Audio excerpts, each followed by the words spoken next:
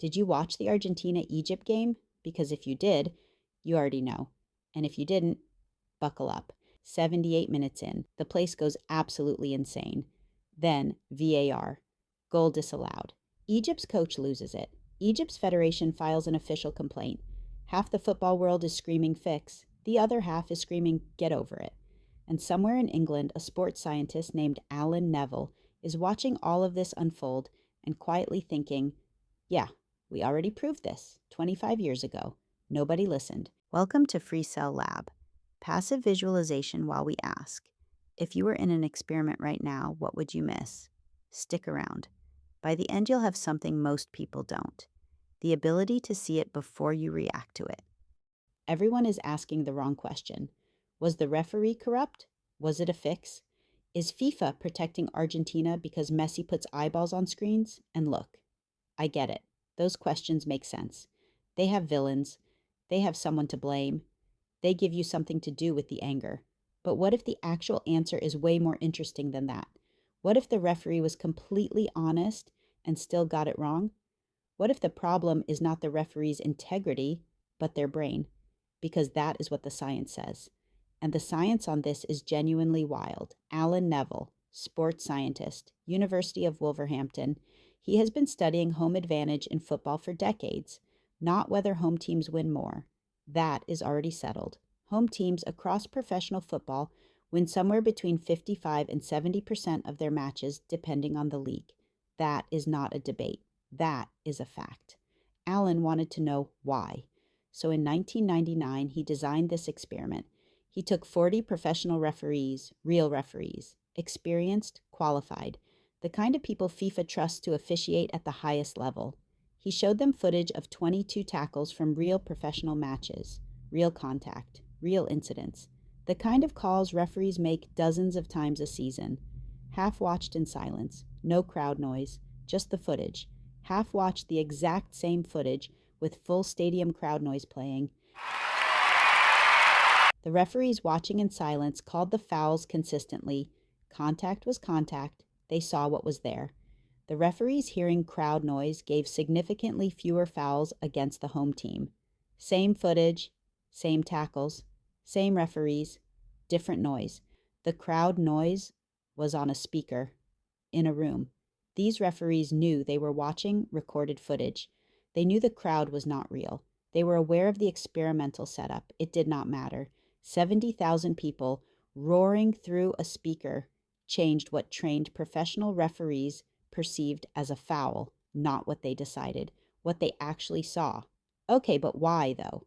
Like, why does that happen? Crowd noise is not just noise to your nervous system. It is social information. It is the sound of a large group of humans reacting to something. And for basically all of human history, that was one of the most reliable signals available about what was actually happening.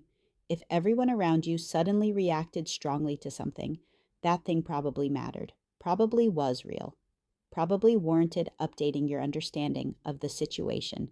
Your brain learned to take that seriously, to use it, to let it inform what you perceive, which is actually brilliant. In most situations, in small groups with honest reactions, it helps you build a more accurate picture of reality than your own individual senses could give you. The problem in a football stadium is that 78,000 people are not reacting honestly. They are reacting hopefully. They want a foul. They want the call to go their way. Their reaction has nothing to do with what actually happened on the pitch. But the referee's brain cannot tell the difference. It just hears the crowd. It processes the social signal, and it very slightly, very invisibly shifts the threshold for what a foul looks like tonight.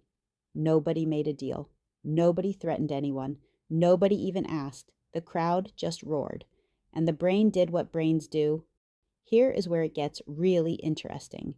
In 2020, because of COVID, European football kept playing, but in completely empty stadiums.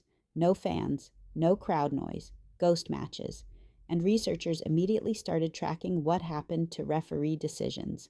The home advantage in referee calls disappeared, not shrank, disappeared. Same referees, same leagues, same players, same tackles, no crowd, no bias. multiple studies across multiple leagues. The pattern was the same everywhere. Without crowd noise, referees called it evenly. Alan Nevill looked at this data and called it the most compelling natural experiment on referee bias ever conducted in the history of sports science. Nobody planned it. A pandemic accidentally removed the one variable that decades of research had identified as the cause of the problem, and the problem vanished. That is not a coincidence. That is a mechanism.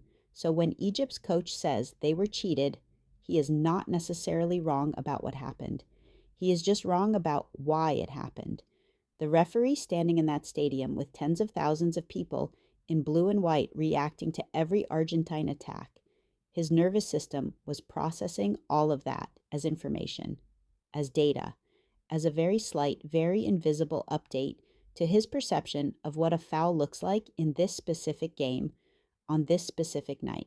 He was not corrupt. He was not in anyone's pocket. He was not protecting Messi. He was human, standing in a very loud room with a very loud crowd, and his brain did what human brains do, which is honestly the scariest version of this story, because corruption you can investigate. You can fire people, you can implement systems, but you cannot fire a nervous system for responding to social information the way nervous systems evolved to respond to social information. Alan Neville's research shows that Premier League referees who work with sports psychologists and VAR technology are less susceptible than lower division referees. The support systems make a difference, but they have not eliminated the effect, because the effect is not a policy problem. It is a biology problem, biologically brilliant, or brain bug.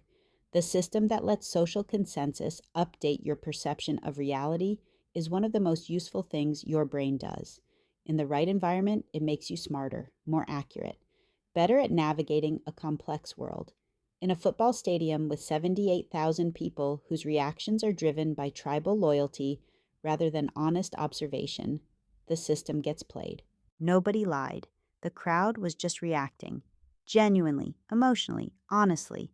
And the referee's brain took that honest emotional reaction and processed it as perceptual information.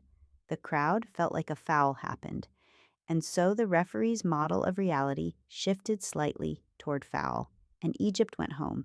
Think about a call you made recently, something you were certain about, something you saw. Was the stadium empty when you made it? Or were there 78,000 people reacting in one direction? Next time you're absolutely sure about what you saw, ask yourself what the call looks like in silence. Feel the ground beneath your feet, the chair you're sitting in, the bed you're lying on, the toilet seat if you're on the pot. Has the crowd ever changed what you saw? See you in the next experiment. Hit subscribe.